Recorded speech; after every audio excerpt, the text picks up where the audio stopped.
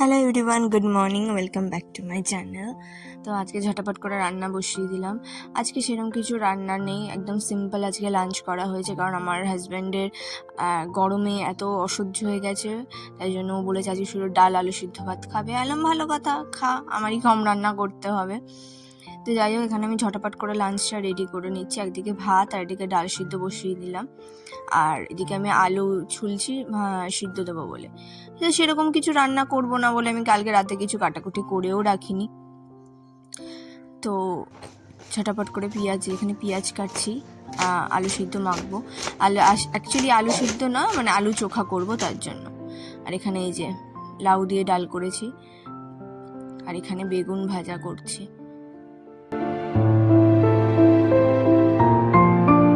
আর এখানে রেডি হচ্ছে আলু চোখা।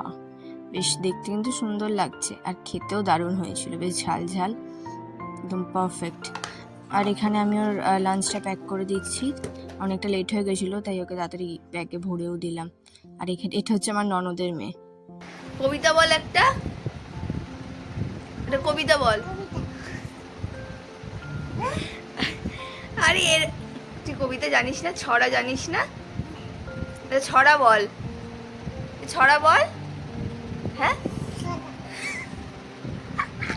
তো ওকে এরকম শেখানো না, ওই এখনকার বাচ্চারা এরকম, ওরা নিজে থেকে এরকম বলে।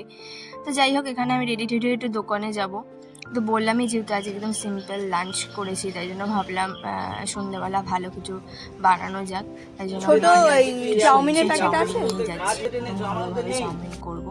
তো এখানে এনে সব কিছু গুছিয়ে টুচিয়ে রেখে এবার আমার মেশিনে জামা কাপড় দেওয়া ছিল, সেগুলো নিয়ে যাব ছাদে।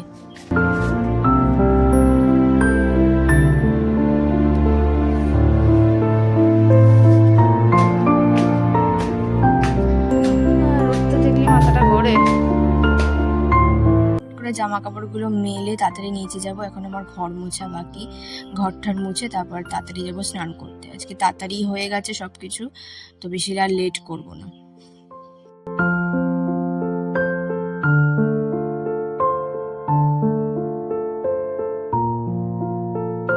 তো এটা হচ্ছে আজকের লাঞ্চে আছে ভাত, এটা হচ্ছে গন্ধরাজ লেবু, এটা হচ্ছে লাউ দিয়ে মুসুরির ডাল, আর এখানে আছে আলু চোখা, বেগুন ভাজা, বাটা মাছ ভাজা, আর এটা হচ্ছে ঝুরঝুরি আলু ভাজা।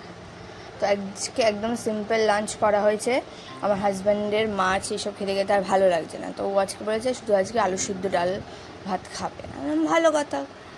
তো আজকে এই হচ্ছে লাঞ্চ করে এখানে রোজকার মতো আমি আইসক্রিম খেতে বসেছি, আর আইসক্রিম খেলেই আমার মুখে একদম হাসির জোয়ার বয়ে যায়। তো যাই হোক, লাঞ্চ খেয়ে রেস্ট নিয়ে তারপরে আবার চাউমিন বানানোর প্রিপারেশন করব। তো এখানে বানাচ্ছি আমি একটু লেবু, একটু নুন আর একটু তেল দিয়ে চাউমিনটা সিদ্ধ করি, তাহলে একদম সুন্দর মতো সিদ্ধ হয়ে যায়, ভালো হয়। তারপর এখানে চাউমিনটা সিদ্ধ করার পর আমি ফার্স্টে ডিমটা ভেজে নেব। আমি ডিমটা আলাদা করেই ভাজি। তো ডিমটা ভাজার পর এদিকে আমার সবজিও কাটা হয়ে গেছে, ডিমটা ভেজে তাড়াতাড়ি বসিয়ে দেবো, কারণ ওই টাইমে অনেকটা লেট হয়ে গেছিলো, প্রায় এখন 8:15 বাজে। এই জন্য আমার একটা ফোন এসেছিলো, তো ফোনে কথা বলতে বলতে একটু লেট হয়ে গেছে। ও 8:15 মধ্যে চলে আসবে, তো তাড়াতাড়ি করে নেবো। এরপর আমি লস্যিও বানাবো, তাই লস্যিটা একটু একবারে পরেই বানাবো, চাউমিনটা করে রেখে লস্যিটা বানাবো। তো এখানে ডিমটা ভাজা হয়ে গেছে, ডিমটা নিয়ে তুলে নিলাম। তারপরে পরিমাণ মতো তেল দিয়ে দিচ্ছি, ওই কন্টেনারটা আমার তেলটা শেষ হয়ে গেছিলো।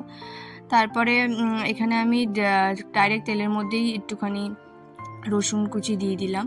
আর এখানে যে সবজিগুলো ভাজছি, এখানে আমি দিয়েছি গাজর, ক্যাপসিকাম আর বিনস, পেঁয়াজ আর কাঁচা লঙ্কা কুচি, ব্যাস। এইটাতে বেশি কিছু মশলা লাগে না, এই সামান্য একটুখানি তুমি সোয়া সস দিতে পারো, আমি একটু সোয়া সস আর একটু ভিনিগার দিয়ে করেছিলাম। আর চাউমিনটা দিয়ে আমাদের বাড়িতে এরকমই পছন্দ করে, একটু সাদা সাদা টাইপের, তাই জন্য এরকমভাবেই করি। তো এরপরে একটা চামচ আর খুন্তির সাহায্যে ভালো করে মিলিয়ে নেবো। আর আমি একবারে পুরো চাউমিনটা দিই না, অল্প অল্প করে মেলাই, তাহলে ভালো করে মেশে। দেখো কত সুন্দর কালারটা এসছে, দেখতে কত সুন্দর লাগছে। তো এটা রেডি হয়ে গেছে, এবার আমি বানাবো হচ্ছে লস্যিটা। তো এবার লস্যিটা দিয়ে, আর যেহেতু বললাম আমার কাছে মিক্সি নেই, তো তাই হয় যেন আমার হাতেই করতে হবে। কিন্তু আমার এই ব্লেন্ডারটা আছে, বাট এই ব্লেন্ডারটা দিয়ে না, যে আমি দইটা ফাটাতে গেছিলাম বাট সেটা হচ্ছিল না, তাই চামচ দিয়ে ফাটাচ্ছি। আর পিছন থেকে উনি এসে দেখেছে আমি এইসব করছি, তাই হাসিতে একদম গাল ভরে গেছে। আমার হাজব্যান্ড না খুব পেটুক, ও খাওয়া দাওয়া খুব পছন্দ করে। তো যাই হোক, এখানে লস্যিটা বানিয়ে নেবো। বানিয়ে নিয়ে ও ফ্রেশ হয়ে চলেও এসেছিলো, তো ওর জন্য বেড়ে নেবো, তারপরে দিয়ে দুজনে একসাথে বসে খাবো।